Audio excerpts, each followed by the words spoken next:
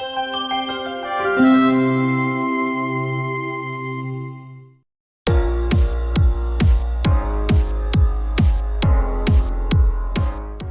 and welcome to a special edition of Let the People Know. It's our veteran series, and I'm honored to have a female veteran on with us today. We have Elizabeth Reese.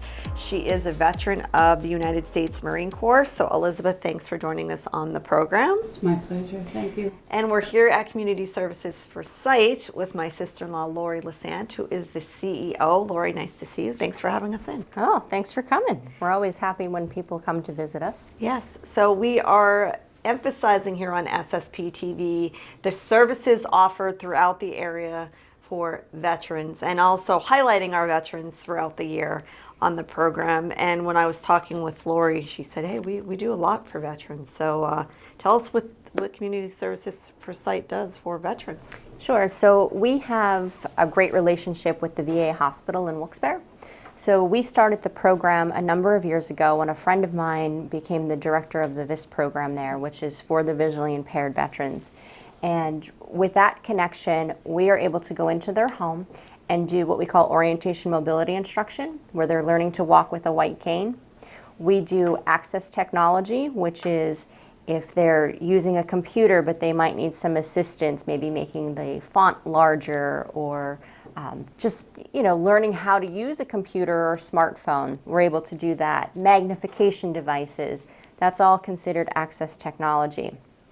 And then we're able to give out different devices. If the VA is not able to provide them, then we try to provide them for them. I know Elizabeth here has a couple of different devices that she uses. She uses a CCTV, which we were able to help her with so that she could put something on the tray underneath and it magnifies large on a screen so that she's able to see it with a little more ease. We also do what we call VRT, which is vision rehab teaching. So we go into the home again, we have our instructor go in. If you think about your stove, sometimes a stove can be very overwhelming for somebody with limited vision. So we're able to teach them how to safely use a stove and mark it properly so that they know where high, medium, and low is, where 350 might be on the oven. So we're doing those basic need skills in the home. Then we also do provide transportation to and from medical appointments. We assist with grocery shopping, we assist with reading mail. We have support groups that our clients participate in.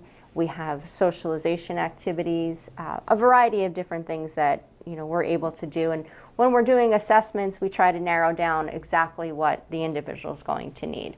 So Elizabeth is somebody who's very independent, actually, and really only uses us not a whole lot. She's got a lot of other things that she does. So we don't see Elizabeth as much as we would like to, just because she's such a delightful woman to work with. And Elizabeth, we're going to talk about your service in the Marines. And first of all, thank you for your service to our country. It's exciting to have a woman on to talk about the service that you've offered our country. But let's first talk about your blindness, because if someone looks at you, they wouldn't think that you're blind. And I am able to see to get around and do things. I can no longer cook or anything like that. I can't read correspondence without the help of the machine that I got from here. And but I'm thankful that I can see as well as I can. I'm not completely blind, and I should never be completely blind, but things like driving a car or anything is no longer available to me. And I accept that. I'm going to be 82 years old on the 2nd of December, and I figure I've had a wonderful life, and I don't regret anything. And if that's the only thing I have to worry about, then I don't have any worries. Well, that's a good attitude to have about it. You have to live with what is, you know? Yes. So you're legally blind? I am legally blind. Okay. So what does that mean for you getting around the home, and what services are helpful to you with the Blind Association?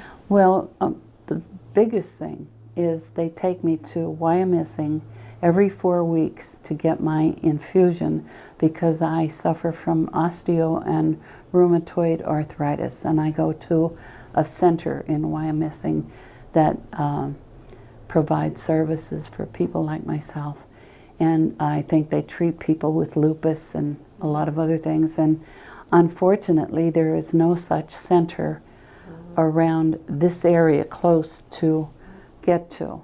So I am very grateful for that service, believe me. Well, tell us about you, your background. You're originally from Schuylkill County? I was born and raised in Girardville, Pennsylvania. I graduated from high school in 1958, and I went to work for a short term in Harrisburg. And I thought I wanted at that time to be a nurse. I thought I wanted to, you know, put on the uniform and be a nurse and take care of people. And so I found out, we didn't have very much money, so I found out that the Navy offered a program whereby if you went in the Navy and you passed the tests and everything, they would send you to a civilian nursing school, and you would get your degree and become a registered nurse, and then you would serve the same amount of time in the Navy, but as a commissioned officer. And I thought, gee, this is grand, you know? So I went down to Pottsville to the recruiting office, and there was a Navy recruiter and a Marine Corps recruiter in the same office. And they gave me a test and everything, and I passed it, and then they sent me for physical. And as it turns out, I've had a heart murmur all of my life. So the Navy doctor discovered it and wouldn't pass me. So then I went back and reported to the Navy recruiter, and the Marine Corps recruiter said, "We'll take you." And I said, "Well, if they won't, why would you?" He said, "Well, we'll send you to a different doctor." And he said, "You did well on the test." And so I did. I went to a different doctor, and he passed me, and I ended up in Parris Island, South Carolina, taking my boot camp. And in the middle of the boot camp, we had a hurricane. And that was an experience when it blew things off the side of the barracks, and it blew the roof off the general's house, and you know, took mobile homes and broke them in half like a pencil. It was something.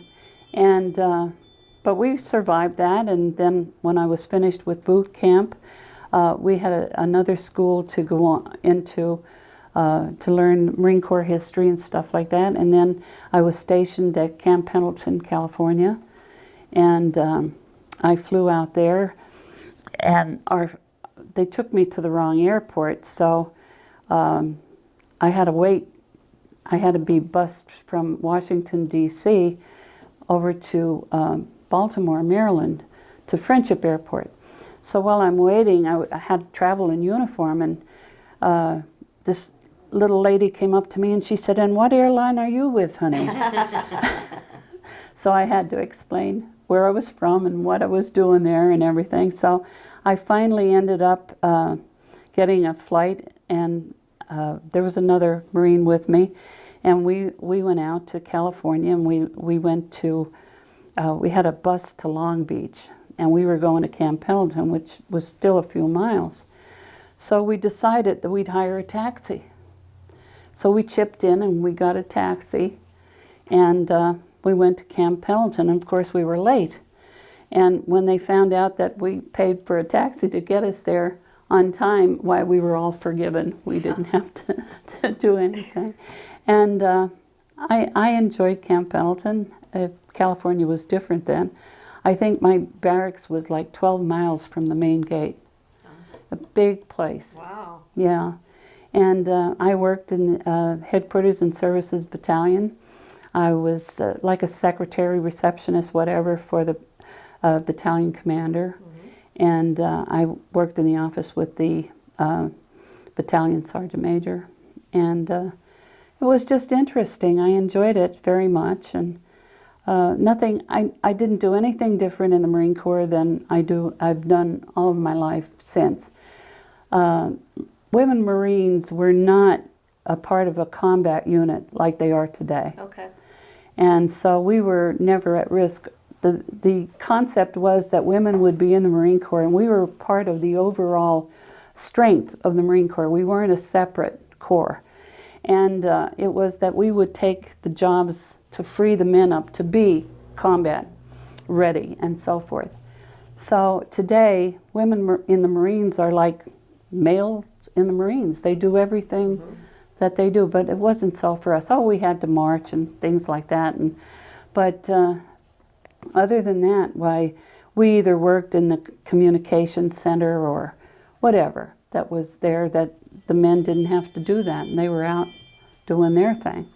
So it was nothing. I mean, today, women in the Marines, I salute them for their duty because it so far exceeds what I did. I worked in an office for the whole time. Well, let's not downplay. You still signed up for the Marines. Yeah. And if you're just tuning in, we're going to take a quick break. We're with Elizabeth Reese. She is a veteran of the United States Marine Corps. We're here at the Community Services for Sight building in Lori Lesante's office. She is the CEO here. And we're talking about services offered to the veterans. So if you are a veteran, please reach out to the local nonprofits and the community. There are a lot of services that we are trying to highlight throughout the year that you can take advantage of if you need those services. It's the least we can do for the service that you've done for our country. You're watching a special edition of Let the People Know, our Veterans series here on SSP TV. We'll be right back.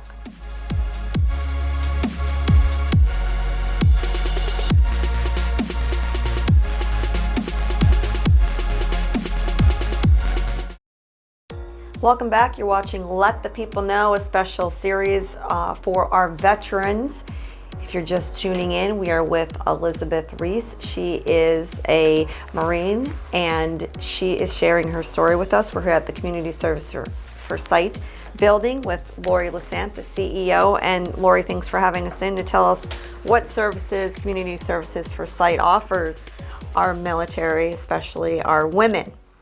So we provide the same service whether you're a man or woman. Yeah. Depends on your need.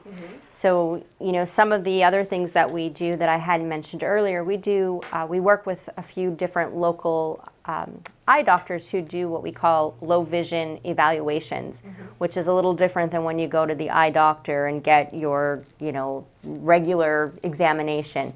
So with a low vision evaluation, the doctor not only examines your eyes, but they determine what we consider a functioning vision, and they use that to determine what devices would work best for the individual. So that might be a magnifier, which I believe, Elizabeth, you use some handheld magnification, as well as what we call a CCTV, that I talked about briefly. And we're able to do that so that we can narrow down exactly what will work to help improve the quality of life for an individual. So, it might be, if you're cooking and the tactile dots that we're putting on the stove aren't enough, you can use your magnification to look at your stove. We have different things so you could read your mail. We have a variety of veterans who, they're able to get wonderful products right through the VA hospital, through their vision program. And, with that, then we continue the training with it. So they do have one that a lot of our clients have that actually reads the page for them. So they can put, I have a gentleman who's down in the Schuylkill County area, and he reads all of his own mail. And he uses that by scanning it, and it reads it to him. So he's able to do that with it. We also offer some different support groups so that individuals can talk about what's going on in their life and how to, maybe overcome a challenge that they're having by listening to the others and how they're conquering that challenge. And Elizabeth, maybe you can tell Jeannine and the viewers a little bit about with the CCTV, what you're using that for and how that's helped you. Well, I use it, of course, for correspondence, and heretofore, without the machine, I had not been able to read any of the correspondence because that's where my vision loss has really affected me the most, is not being able to read what I get in the mail. So I use that, and I can increase or decrease the magnification as much as is required. The document more or less dictates that. And I'm able to do that, and I'm really grateful to have it. And I'm still having a problem. I still can't write checks with it because the difference in what I'm seeing on the table and trying to write, and then I look at the screen and everything expands so much. But other than that, I think it's a wonderful thing, and I'm grateful. So I haven't expanded to other. I tried to read, and this is something that if you look at, like my debit card, for instance, if you look with the naked eye, you don't see the colors, but when you put it and magnify it, there are lots of colors that they put into these cards, and they obliterate the numbers. And no matter how you try to, adjust that, it doesn't work. So that's one of the things that I find exasperating, but has nothing to do with the machine or anything else. It's the way they do the cards. Safety. Yeah, Right. I guess. So let's go back a little bit more about your service to the country. How long were you serving in the military as a Marine? Well, I went in 1959, and I was discharged in 1961. I got married. Okay. And I got out, and I spent all of that time, except for my boot camp at Parris Island, I spent at Camp Pendleton. And I was in the, as I said, I don't know if I said that on air, but I was in the Headquarters and Services Battalion. And our commander was a Lieutenant Colonel James D. Jordan. And I did a lot of things, as far as office work and everything. But, and I was in the honor guard for the women Marines whenever a VIP came or anything, and we did a ceremony, then we had a special marching group. And I was lucky to be in that. And but I have a story after I got out of the service, and I moved back to Pennsylvania, and there was a program on at that time. Now we're talking, I got out 61 years ago, but there was a program on television called Saturday Night at the Movie. And there was a movie made called Operation Gobi. And it was about the Second World War, and I think Richard Widmark played the main role. And it was about the Gobi Desert and Arabic men who, they gave them saddles in order for them to cooperate with the Marines in this war. Okay. And there was always a host on that TV show, and I don't remember who the host was, but he said, "I'd like to introduce the man whose part Richard Widmark played in the movie, Lieutenant Colonel James D. Jordan." And I almost fell out of my chair. I called my mother. I said, "Come here, look." I said, "That was my commander." And I was really excited about that. That's kind of cool. Good connection. I felt like I knew a famous person, There you go. That was great. And but other than that, I came home on leave one time, and I brought another girl with me that was in my unit, and we flew out of North Island in San Diego. We had what they call a military air transport, and it was a Mets flight. And the seats were in backwards in the plane. It was a small plane. Okay. And so when he took off, you felt like you were going to fall on the floor if it wasn't for the seatbelt, And we were the only two women on the plane, of course. And we flew, and we landed in Carswell Air Force Base in Texas. And that was a SAC base. And we had this little plane, and they're all B-52s, along the, and they're huge. And because it was a SAC base, we had to wait on the tarmac like it was 110 degrees, And for a bus to come and pick us up, because you just couldn't go anywhere on your own, And that was interesting, being there. And we got lunch there, and they didn't even have tables with chairs. You had to stand up to eat, and a high table, And we weren't there for very long, just to refuel, I guess. And then we landed in Maryland somewhere, I don't remember. And we had a nice leave and then went back. I think we took commercial going back so we could sit the right way. It was easier. But I don't remember a whole lot about it, you know, except that I enjoyed it. It was a very interesting time for me. And I wouldn't do it today, things being what they are, but I was glad I did it then. Mm-hmm. Well, we appreciate your service, even going into the military at any time. Well, as I said, I was only 18 years old. But at that time, our area was very depressed, and we didn't have the things then that they offered to people today, to the students, as far as grants and things like that. What about patriotism now? Our country needs a little kick in the panties to up the patriotism, I think. What about you? Well, let me tell you, I am a conservative, diehard Marine. I'll never change. I believe in our Constitution. I believe in God. I believe that what they're doing today, especially this woke business to the military, to a lot of our colleges and universities as far as the young people are concerned, I believe that somebody has to stop this business of taking young children and trying to change their gender when they're 3 and 4 and 5 years old. This all has to stop. And fortunately, or unfortunately, I'm going to be 82, so I don't think that if it continues on, what's going to happen will affect me personally.